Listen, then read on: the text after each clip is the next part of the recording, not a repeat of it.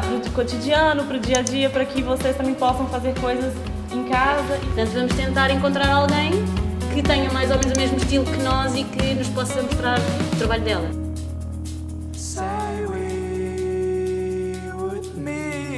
Ela ficou assim bem feitinha, porque eu depois consegui acabá-la com uma esponja no dia seguinte.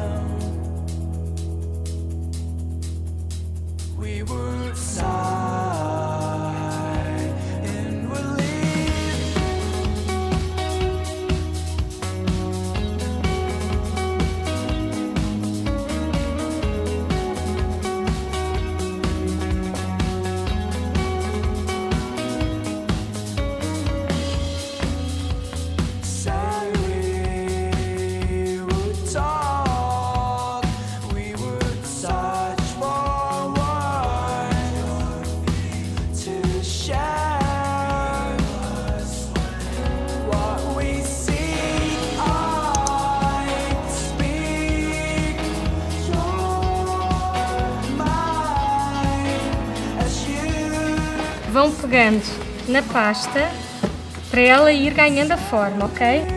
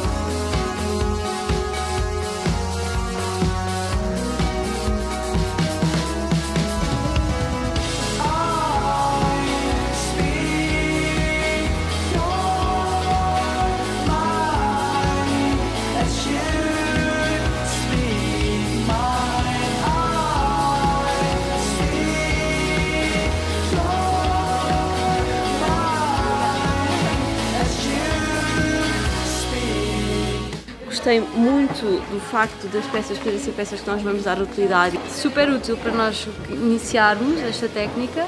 Aprendemos sempre imenso e é bom estarmos ao pé desta comunidade. Achei muito giro mesmo.